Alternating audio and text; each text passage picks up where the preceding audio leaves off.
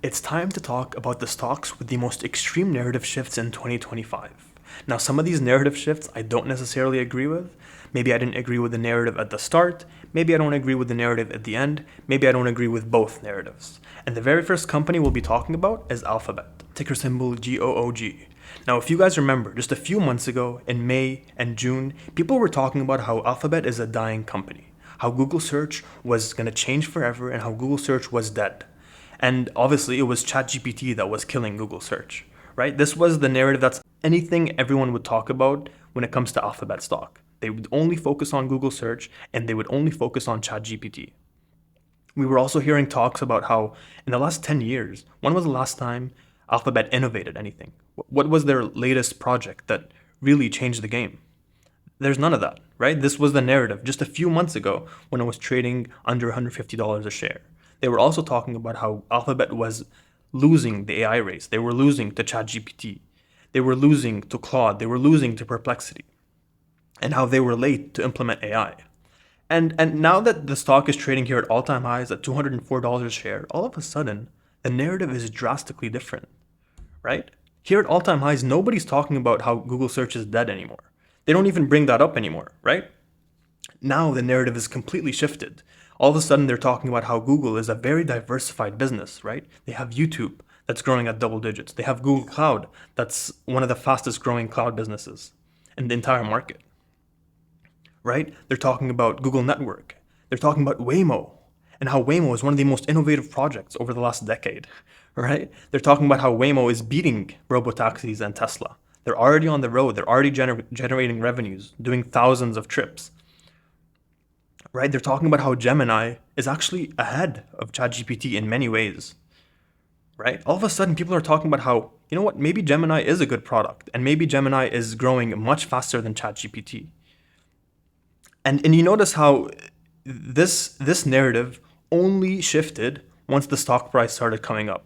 Like if the stock price was still trading at $150 a share, even though the business is the exact same business, people would not be talking about these. People would still be talking about how Google search is dead, how ChatGPT is killing the company, and so on and so forth.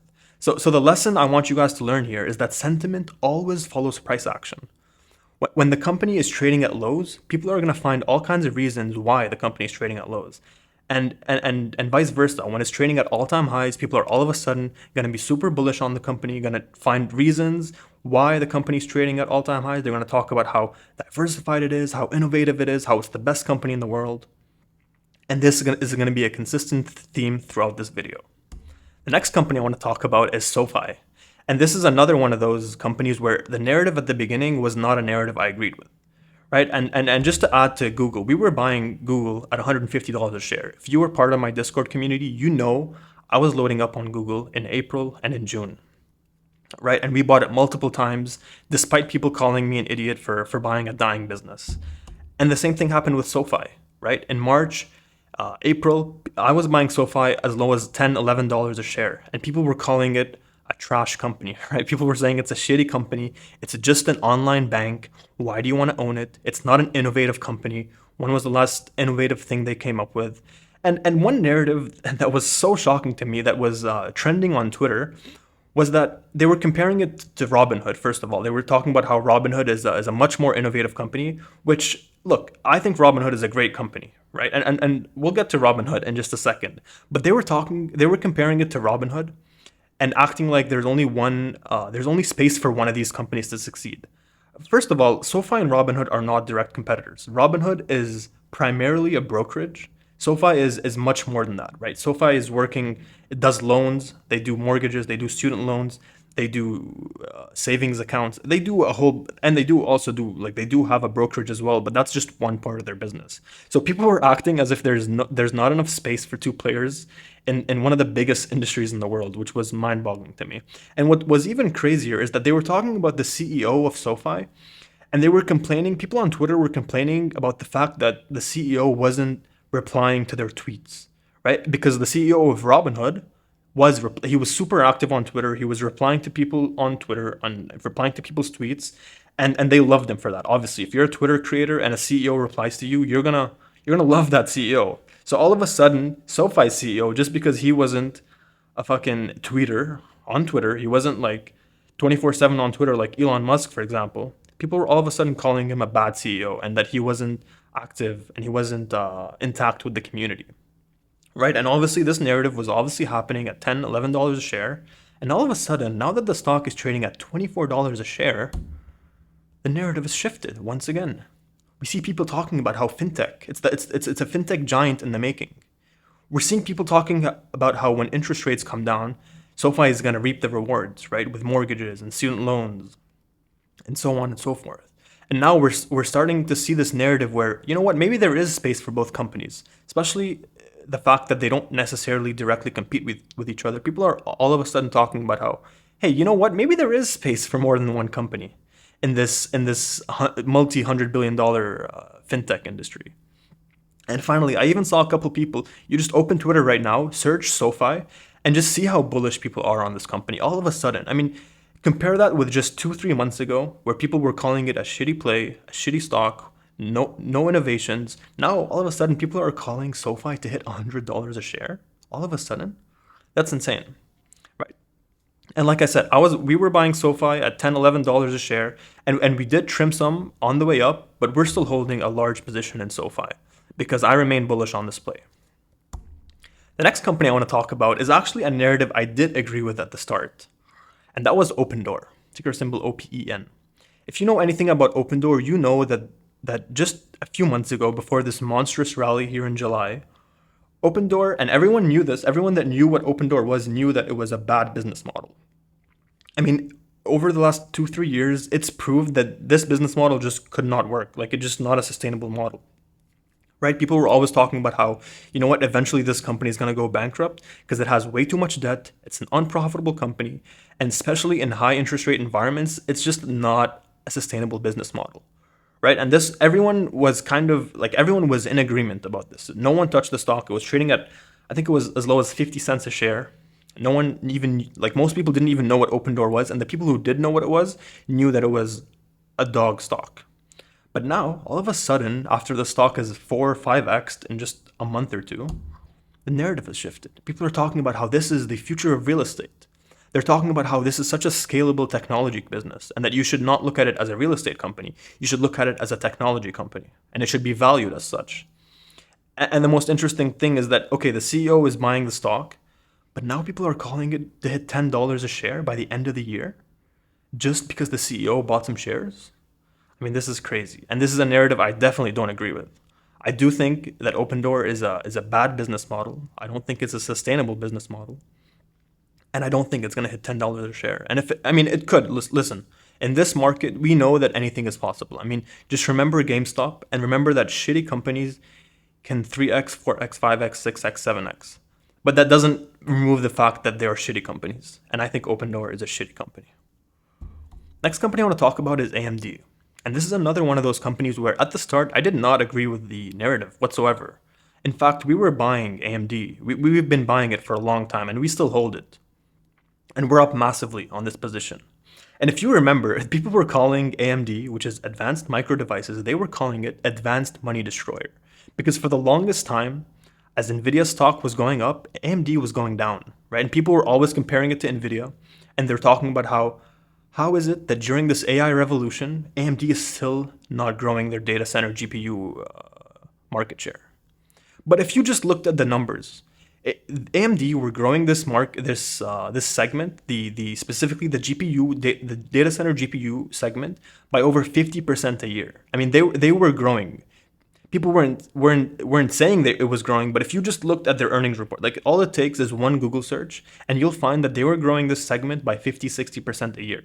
But the reason people thought it wasn't growing was strictly because of the stock price, right? When it was trading at, I think, as low as $110 a share, people just completely, or even less than that, I think it traded as low as $90 a share. People were they just thought that the company wasn't growing. They thought revenues were going down, the company's not doing anything innovative, and they were completely losing to NVIDIA. And all it took was one Google search, and you would have found out that, you know what, maybe this company is growing. And again, right now that the stock is trading at $180 a share, all of a sudden, people are calling it the company to destroy NVIDIA. the company that's going to destroy Nvidia's insane profit margins because they're finally going to create competition in this space. And now all of a sudden, people are talking about how, wait, and AMD is not just a GPU play. AMD is actually a super diversified company. Versus Nvidia, or Nvidia is strictly a GPU, a data center GPU play. I mean, that's what you're banking on with Nvidia. AMD is actually much more diversified than that. And now all of a sudden, people are starting to talk about that. You know what? Maybe AMD is not just a GPU play. Even though their GPU segment, again, is growing by 50, 60%, it's not just a GPU play, right? And all of a sudden, now people are starting to realize that. And people were also talking about how Meta is using their GPUs in a lot of their technology. I think their AI technology specifically. But Meta's been using their GPUs for a while now. Like, this is not something new. People are just now starting to take note because the stock's trading at all-time highs. And I even saw a couple posts calling Lisa Su the CEO of the year. I mean, just a few months ago, they were calling Lisa Su the worst CEO ever, right? And they were making fun of her because she's related to Jensen Huang. And they were talking about how Lisa Su is a much more inferior CEO than Jensen Huang. But now we're trading at all-time highs. All of a sudden, she's CEO of the year. It's insane. Next company I want to talk about is Robinhood. Now, I wanted to own this company when it was trading at lows here in April. And I actually placed a limit order for this company to buy it. I think it was around $40, $45 a share. Don't quote me on that, but it was a very low price. And I placed the limit order and I did not get filled, unfortunately. And the stock just ran up and I never got to own it. But during that time, if you open Twitter, people were calling Robinhood a gamified casino, right? They were calling it an unserious business, an unserious company, and that you should not touch the stock because it's ruining investing, and it's making investing some sort of a game, right? And that it only does well when there's bull markets and there's bubbles. And I did not agree with this narrative because I knew that Robinhood is attracting the younger generations. And for a company to be attracting the younger generations means it's going to have 10, 20, 30 years of insane growth. Because the people who are getting into investing now, they're mostly using Robinhood. They're not using, Charles Schwab. They're not using TD Ameritrade, right? They're using Robinhood. And they're using Robinhood because of these exact reasons. Because yes, it is gamified. It is the most gamified brokerage. And it's turning investing more into a game, right? And so the exact reasons why people hated the company were the exact reasons why I thought this was a good company. This is the future of investing. And now that is trading at $115 a share, I think it's almost 3x since the lows. People are finally starting to realize that maybe it being a gamified brokerage is a good thing. And maybe that's exactly what they're doing right, as opposed to all the other companies that are not doing that haven't been innovating for years now, right? I mean, these brokerage companies have not been innovating for years. And Robinhood is changing the game. And they're bringing crypto to the masses, and now people are starting to realize that. Next thing I want to talk about is narrative shift predictions. So these are narrative shifts that haven't happened yet, but I believe will be happening over the next 6 months. So the first one I want to talk about is Hims and Hers Health. Now, if you know anything about our community, you know this is one of our home run plays. And we started buying this company at $15 a share. Right now it's trading at around $45 a share, and people are calling it a shitty business. They're calling it a business that's solely reliant on GLPs, and that now that compounding GLPs for Hims has been ruled illegal, people are all of a sudden calling it a dead company. And they don't want anything to do with the stock. The stock went from $70 as low as $40 a share, and people are just calling it a dead company. And I believe over the next 2 quarters, people are slowly going to start to realize that this is actually a very diversified business, and they're getting their hands in many different areas when it comes to the healthcare. And it's not just GLPs and Ozempics. So that's my first narrative shift prediction that I believe is going to happen over the next 6 months. The next one is actually Robinhood. I think as crypto starts to pull back, now that we're sitting here at all-time highs when it comes to crypto, as crypto starts to pull back, I think Robinhood is going to have a massive sell-off. And when it does, people are going to look back and say, you know what, Robinhood was overextended. It was overvalued. And the reason why it was up so much was solely because of crypto. And again, people are going to be super bearish on the company. And I'm not only do I predict this is going to happen, I'm actually hoping this is going to happen because it's going to give me a chance to finally own Robinhood stock. And finally, the last narrative shift prediction I want to talk about is the healthcare sector. And most specifically, I want to talk about UNH and Novo Nordisk. Now, these companies have been two of the most hated companies in the entire stock market. People are always talking about how healthcare is going to be changed forever. And the only reason they're saying this is because these stocks are trading at all-time lows.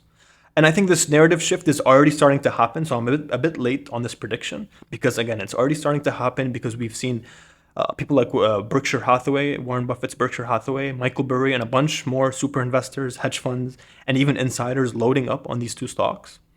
And so the narrative is already starting to slowly shift. But I think this is gonna continue. I think over the next 6 months, these two stocks are gonna have massive runs, and all of a sudden people are gonna talk about how, ugh, we were so stupid for not buying these stocks. Obviously, these two healthcare giants were not going anywhere, and obviously we should have bought the dip. So that's it for today. I hope you guys enjoyed this video. If you did, let me know down in the comments, what narrative shifts do you think were the most extreme in 2025? Like, do you think I missed any narrative shifts? And if so, leave them down in the comment, leave a like, and I'll see you in the next one. Peace.